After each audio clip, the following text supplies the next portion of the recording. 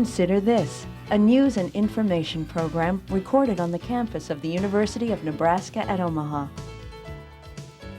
From the Fireside Lounge in the Milo Bale Student Center, here is your host, Carol Schrader. Hello and welcome back to the University of Nebraska at Omaha. Whether you're talking big computers, like the ones that big corporations have or government agencies have, or you're talking about the personal computer you have in your house, there's a concern about security, or in the parlance of the computer people these days, assurance. My guests this week know a lot about both. Blaine Burnham, Dr. Blaine Burnham is with the Peter Kiewit Institute. He is the Executive Director of NUSHA, which is the Nebraska University Consortium for Information Assurance. Also with us today, he has his MS as opposed to your PhD. We want to welcome Steve Nugent. He is a Senior Technical Associate with NUSHA in the Peter Kiewit Institute.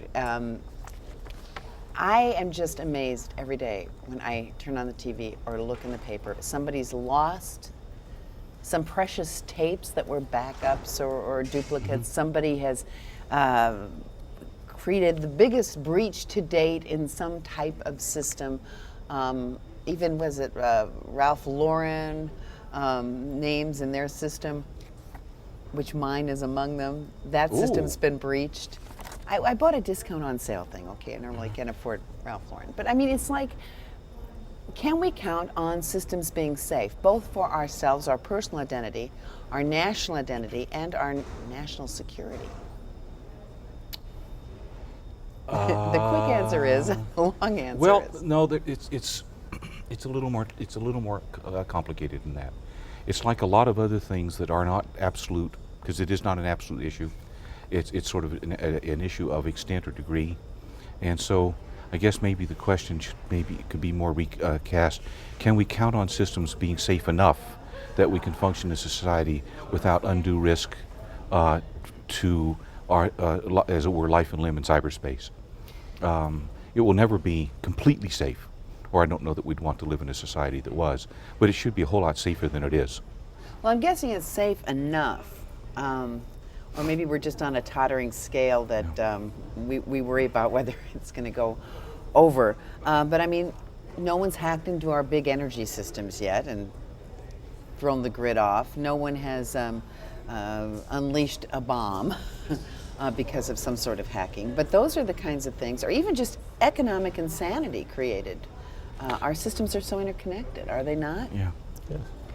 So, should I wake at night and worry, or just hope that you educate enough people here that are going to make sure this never happens? Oh, number two. I don't want you to lose any sleep over this, but because we're we're working on educating the people. But still, it's like any other environment that is not risk-free.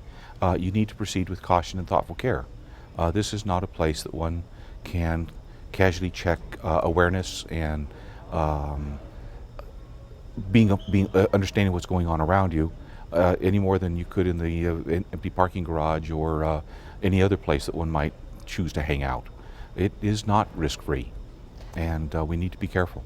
But Steve, we have a lot of eggs in singular baskets around this country. You know, it used to be in somebody's book or ledger, and yes, they could lose that, or somebody could break in and steal it. But we put so many eggs in. A lot of my eggs are in the PayPal basket, Yeah. you know. And so I worry, and if I worry, then I think our country needs to worry. But some of these things are trade-offs. Take Ameritrade, for example. They have a fiduciary responsibility to their customers and to their stockholders to survive in the event of a natural disaster. So they take their data, they put it at the tape, and they store it off-site. One of those tapes got lost. But if they hadn't stored it off-site, they'd be much more susceptible to any kind of a natural disaster or a theft. And when it's off-site, it could be stolen, so they could encrypt the tapes, which means they could make the data unrecoverable except by somebody with a secret key. But then they'd have to decide where to put the key. They put the key with the tape, and the tape gets stolen, you've got the key. They put the key someplace else, maybe they can't get the key when they need the tape. So it's about trade-offs, and everybody's making decisions. But the fact that we're even doing these things that we weren't doing 10, 15 years ago, I think speaks more highly for the people. And then you're referring to the recent case with Ameritrade. Right, This and was the an same with actual AOL. case. Right, which is the same with Time Warner AOL. There was a loss of records. Yeah, and you Yeah. mentioned before the show we were talking, which I do think is ironic, the name of the company that was supposed to secure these tapes as a backup, I believe, was Iron Mountain. What? It's an awesome name. Yeah, it is a great name. Yeah.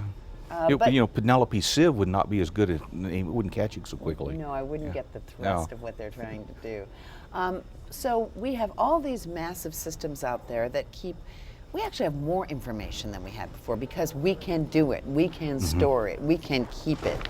Where we just fortunately we don't generate as much paper as we do information anymore. So that's a good thing. But what do we worry about? Let's talk about breaching security becoming a national disaster, and then we'll work down to the lesser serious things. I mean, is this something that, you guys have Yeah. been designated, what is it the National Security Agency has designated UNO? It's center of academic excellence. There you go. Right, and so, COAE, there you go. Yeah. and they count on you working in cooperation with just about anybody, including people at Spacecom Right. and that sort of thing. Right.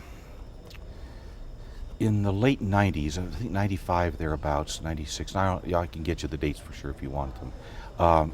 The administration kind of looked out across the country and said, we are depending a great deal on a lot of infrastructures to get things done. The telecommunications infrastructure, the transportation infrastructure, power, healthcare, and a variety of others. I think, with 9 or 10 of them eventually. And so they put together a presidential commission on critical infrastructure protection. They studied this stuff. And they drew from it a number of conclusions. One of them is that the vast majority of the infrastructure is in the private sector, not in the government hands. So you couldn't fix it with fixing the government. You couldn't protect it that way. And the other one is there was a lot of interreliance and interdependencies. If the power goes out, then the internet goes out, and if the internet goes out, you may not be able to get the power back and a whole lot of other things. So relationships like this. And those infrastructures are, depending upon who you talk to, are cast as being extraordinarily fragile or remarkably robust, which is, just helps the decision process considerably. Fred Cohen was here 3 weeks ago talking about the water supply infrastructure. And he pointed out there's this funny thing. The water, in order to get to your house, is in a tank. And it's awfully hard to shut off gravity, which makes the water go to your house. Absolutely. So that's the good news. Yeah. There are some things that work just by simple Because of physics yeah. or mechanical processes. So there's this notion of the fragility of the infrastructure and where that fragility might be expressed with respect to something that a bad guy could get at. And the Homeland Security folks are worrying about that a lot. However, it tends to recurse down to on a personal basis quite a bit. There's this notion of stolen identity. And people that you talk to that have had identity stolen and had that theft or that stolen identity exercised in the marketplace, people go out and buy things on them, turn out to take a tremendous amount of effort to get that fixed. You have to typically get a new Social Security number, and that's hard. You have to get all the new all the stuff that you live with, the cards and the documents and replaced, and that tends to be hard. And you basically have to prove through great means that you're a real person that is not trying to cheat anybody out of anything. You which can effectively be have hard. to prove you're you. Which should be easy, but Well, yeah. But if it was easy, it'd be easy to steal your identity. Right. that's true. And that's the point. You got to prove that you're you better than the guy who stole your identity is proving he's you. And so that raises the bar rather considerably, and it's a real hassle. It really is. So on an individual basis, stolen identity, although you may not have a particularly large financial injury, for example, credit card, stolen credit card number, he's got a $50 Right. lit on it. Yeah. Ho-hum, down the road, we're You happy. get a new card number. Yeah. Not a big deal. Identity theft is much more of an irritation because of getting it you got to fix it. The bottom line is that somebody can get, generally we're dealing with, now I could drop my credit card and somebody gets it and uses it, which I'm sure happens very often. But when you're feeding credit card numbers in, even, I don't feed Social Security numbers except to my bank when I know that I'm on my bank site, which is ways to check that. But I'm very, don't give that out at all because you're not supposed to. But there's not a huge gap between them getting at my information, in other words, some tape falling off a truck or something that has tons of information on it, and somebody being able to get through one or two pathways to to mess up an entire system, maybe electricity or part of a grid or whatever. So all these things are interconnected in that Right. if you, I'm guessing, Steve, if you have good practices, if you have people that are educated, is that going to help solve the problem? It does help. And the other thing is that within those different critical infrastructures, they're sharing information that they didn't share before. So utility companies usually don't compete against each other too much, but even in the finance sector, companies that are competitors are sharing information about how to make systems more secure. There's the SACAS, it's a way for big organizations to share information. There's a thing called InfraGard, which is a cooperative relationship between the FBI and the private sector. And Blaine and I are both on the executive board for that. There's a chapter here in Omaha. Well, in fact, that includes things like I think Union Pacific, Yes. and because they're definitely a part of the American infrastructure, Right. and so they have to, because they're actually interconnected more than they'd like to admit, I imagine. I'm sure they need, I mean, they have backup generators and things like that, but they need for long term, they count on utility companies. Utility company counts on the electrical company. And so there have been a couple of studies where people have gone in and looked at, how much is required to disrupt these systems. There's a thing called SCADA, which is automated control systems. But there's very little knowledge about how to do that. It usually takes some insider knowledge to do that. But there have been some attacks demonstrated both on paper, and in Australia there was one where a disgruntled employee managed to manipulate the system over the wireless connection, so it never went into the place, and dumped raw sewage into a river.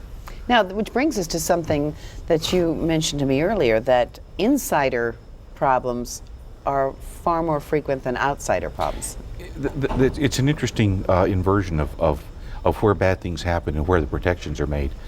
We spend an awful lot of energy and money in this country building and buying and deploying technologies essentially keep the outsiders out and the insiders in. Because the perception, at least in the marketplace, is you have to worry about the really bad outsider.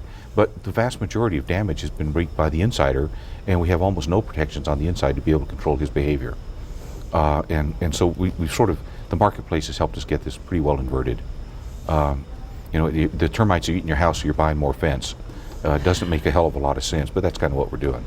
Well, where does, let's say, outsourcing, where we feed our information into computers somewhere else, fit into it? Oh, man. Because they don't have, for instance, privacy laws that we do. Money, they don't make as much money, which is sometimes why we outsource, and therefore, money can be a motive for anybody, even over here. Yeah. But is that a concern to folks like you that are trying to protect this country's systems?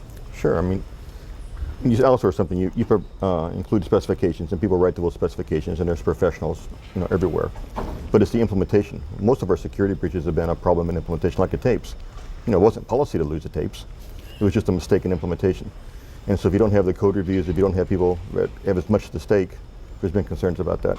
But with the privacy laws, Europe actually has stronger privacy laws than we do. So India doesn't, though. Right. So Europe is worried about exporting software to the United States and having United States software run because we don't protect privacy as strongly as they do in some countries. Well, So it's just going to be complicated. We've been talking about IBM sold off some of its computers are going to be made in China. And will the government agency be less likely or more concerned about computers made in China? Parts of the operating systems that we use are developed overseas. Some very good programmers in Russia develop part of the operating systems that we use in our own computers. Well, we are indeed a global, not only in a global economy, but a global, what do you call it, information systems Somehow or planet. other, the notion of an enormous hot tub comes to mind. Are you thinking of the germs in there, or just all the people? Yeah, well, whatever you want, where you want to go with that. Or the but- viruses, so to yeah. speak. So what, you're off doing all the things that you do and teaching your students all the things that they're going to do, and I'm feeling pretty good overall. Thank God. But should we be concerned when the government says maybe we need to allocate more resources to this? We should say, gee, go for it? Or is just throwing money at the problem the answer? There's two kind of notional problems that we got to work here. One of them is there's a lot of understanding about how to build secure information systems that is not being utilized today, and we need to get that revisited, refreshed. We need to get that active, alive, and being used today. And then there is new knowledge that needs to be created about how to deal with information systems yet to be built. And so it's kind of a double-ended thing. I'd like to be able to sit here and tell you that we've exhausted the knowledge space, that we've run out of knowing how to build these things, but that is very much not true. We know better than we build. But that's kind that of like won't take- car makers. I mean, there's all kinds of technologies out there they could use that they know about. Sure. That maybe for some reason aren't financially feasible, or It's- a million other things. But it's sort of getting to the point that we no longer can afford the luxury of having that knowledge on the shelf and not deployed. And then there's some things that we need to do. Let me give you an example of a thing we need to do that we have partial knowledge about, but not complete solutions. You mentioned the database here and the database there, and you didn't go on to observe that they're sort of starting to running together.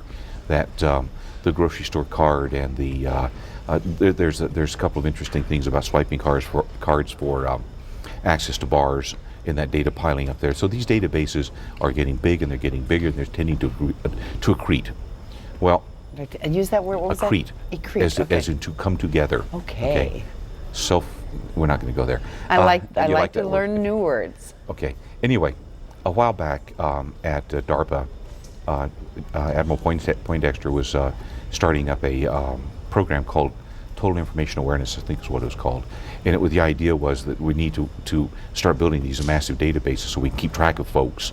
This is I'm part concerned of the, about large sorry, wait, databases. go with me here a little bit. And that from the perspective of terrorists, understanding where people were with respect to their disposition to prosecuting terrorism and the like. And Congress found out about that, and he got badly abused on this one, and the funding was pulled from DARPA for that project. Now, imagine for the moment if he'd done that just a little bit differently and said, we're going to have these big databases. The grocery stores, the dry goods businesses, they're starting to build these big databases of things, and we're seeing ever so much impetus for them to be bigger and bigger and bigger. So what we need to do is invest the research dollars in DARPA to make sure we know how to build big databases that have very high assurance of their ability to control and manage the access and the distribution, circulation of information, so stuff won't get loose. And so the problem that he needs to would have needed to work on, is the security of the databases, not how to build big ones.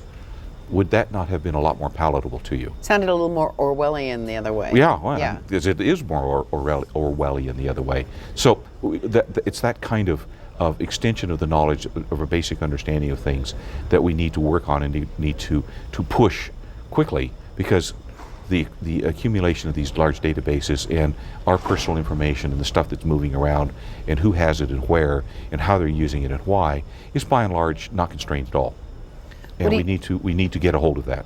What do you see as the big concern right now on the upper echelons of the computer world? Well, part of it information? is, like Blaine said, it keeps changing. We were talking about spyware this morning, and 5 years ago we wouldn't have been talking about spyware. That's a new problem. 5 years from now we'll be talking about something else. But still worrying about spyware, probably. Well, We hope, probably. not as much we hope, but there'll be something else besides that. The people have remarked that the people who will win this war between the good guys and the bad guys, if you will, people call them white hat and black hat hackers, are the people who share information the best. And so far the black side has been doing it better. The hackers don't have any competitive, the competition there is to brag about what you've done, not to keep it a secret. They don't work for companies where they're trying to get a financial advantage like different security companies do. They don't have government issues where something's classified and they can't share it with somebody else. So part of this is going to be education, getting the good guys smarter. And so, that's part of what we're doing. I came out of the private sector back in the academia partly to do that. We've got to get more people out there to counter what the bad guys are doing. They're sharing information much more freely than we are. And they're not as constrained as we are. When you're a bad guy, you can compromise the system by finding one vulnerability. When you're the good guy, you have to find them all and stop them all. And so we have a harder job. And so we're going to have to educate people, and we're going to have to value it more. People are going to have to understand the trade-offs between personal privacy and services like a Baker's card or Amazon.com, remembering what kind of books you like. The interesting thing is, I guess, and I'm not totally freaked by my Baker's card or my Borders card or whatever, but I'm worried about a time where there won't be an option of using these. Yeah, and it appears that there are various pockets of enthusiasm to get us there sooner than others. In fact, I was just reading something this morning about the national ID card is being sort of a growing extension of laws and requirements that the state driver's licenses be much more interoperable, And then there's some sort of notion that those be transnational, that both Canada and Mexico are interested in having a something that would loosely rendered look like a national ID card that would work across the border. So your point is well taken. We sort of seem to be creeping and jumping onto this one awfully without maybe enough thought. We have a national ID card. It's our Social Security card. We just don't have to carry it around with us Yeah. and show it, because our Social Security, it's not hooked up to my baker's card yet. Yeah, But it, that you know of. I, but it is hooked up to, I have to give the credit card companies Yeah. my Social Security card or my number, et cetera. So in a sense, we have one. Where we worry about Mexico is do they have a valid ones that are really, this is who you are. We pretty much know who Yeah. we are when we show our, if we're born here and we have a Social Security number. Yeah, but the point was that this notion of a national ID card is starting to get some traction in our nearest neighbors, and it would not probably take a great deal for us to come to grips or come to the idea of a continent-based ID card. Well, It wouldn't take much. we have to prove who we are in these days of national security. And there's also the other traction that's coming from is the concern about the consular ID. Right. That the Mexican government issues, that they don't know if it's really that secure. But security is the issue. Yeah. That's what it gets down to. So we want our nation to be secure, but I want my personal integrity and information to be secure. And I think that has there's some interesting plays and things that can happen there. We've had conversations with some folks in law enforcement and other places in the government about the fragility of reputation.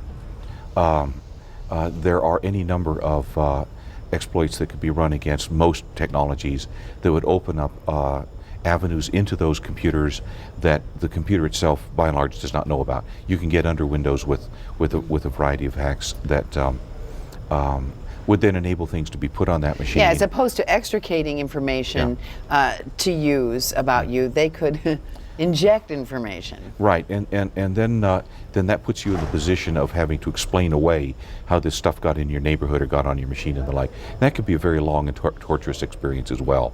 So, Well, you've got some job security here.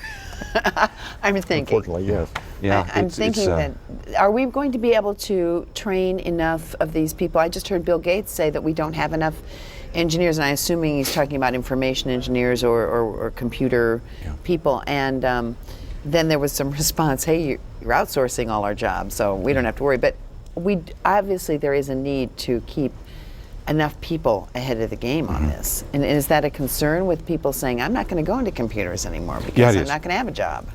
It is concerned because of several things. One of them is the rate of the turnover of the technology. It's always a learning proposition. You have to work hard to stay current.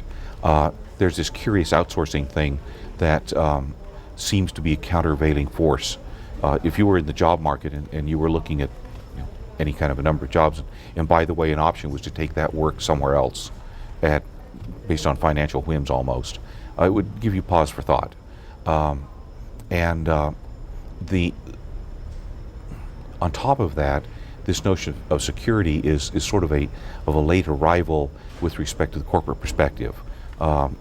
Corporations are now responding a little more aggressively to the notion of having to take care of information and be a little more, considerably more thoughtful of how they do this. In other But words, this- bottom line is the only concern. We need to look at security in doing something like that. I mean, if you're just having your plans for your plant created in India because it's cheaper, it's a little different than certain other kinds of information, like my medical records. But there's some good news too. I mean, we've got 2 different scholarship programs where we are for cyber core students, and that helps. That brings students in and they get a free ride, a laptop, computer, books, living expenses, even a cash stipend in return for doing government service. We're seeing security programs pop out of the colleges. We're doing some stuff with Metro Tech for people taking classes there. Courses are offered at Bellevue College, College of St. Mary. So the word is getting out, and we're starting to get, we're beyond just awareness and scare people. Now we're actually getting to the point of, taking countermeasures, designing things more secure, it just takes a while to get all these people out into the workforce and get all that stuff implemented. Are we going to be able to keep some of those people here? I sure. mean, you know, Oh, there's yeah, a concern, yeah. you know, the best and the brightest. You're doing such a fantastic job of educating. The people I know that have graduated from the Peter Kiewit Institute are leaving. They're going to Japan, and which will happen because they need the best and the brightest too. Some of these kids are here. They're working with the defense contractors at Lockheed and Northrop and at Booz, for example, Booz Allen Hamilton. A lot of them are staying here in town and applying that trade and getting better at it and making a difference right here in town too. Okay, So so this let's is good news. go back with the 3 minutes we have left to my personal identity, my personal information, my personal computer. You've got a computer, right? Mm-hmm. What do I need Several. to do? What are the absolute things that I need to do to make sure that I'm as safe and assured as I can be? Start with a clean computer. If your computer's already been infected, then everything I tell you afterwards won't help.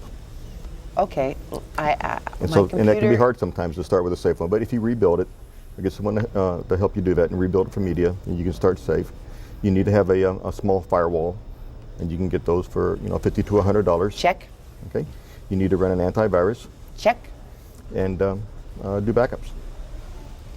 Yeah. And- pesky backup thing. And pesky backup, and you need to be very, very prudent about how enthusiastic you are about downloading freeware or shareware.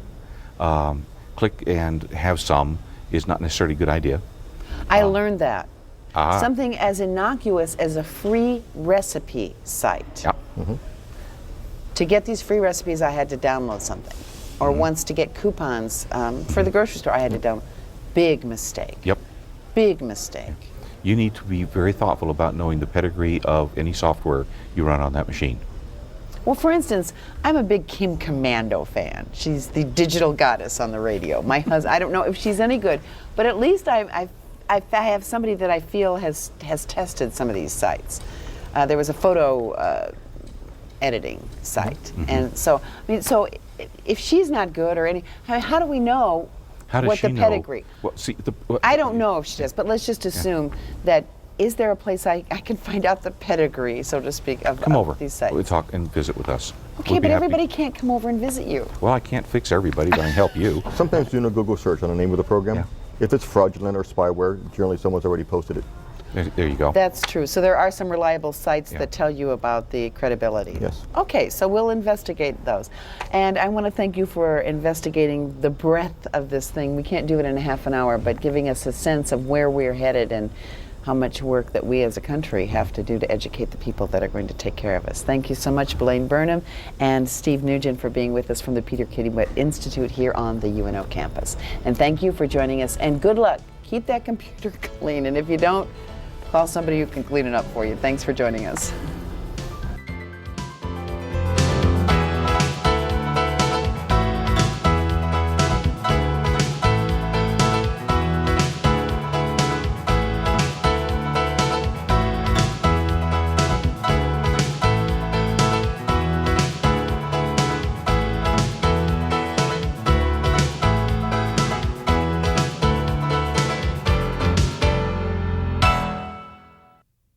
To view this edition of Consider This or past programs, visit our website at unotv.unomaha.edu. For comments or questions, call 402-554-2516 during regular business hours. Consider This is a production of UNO Television.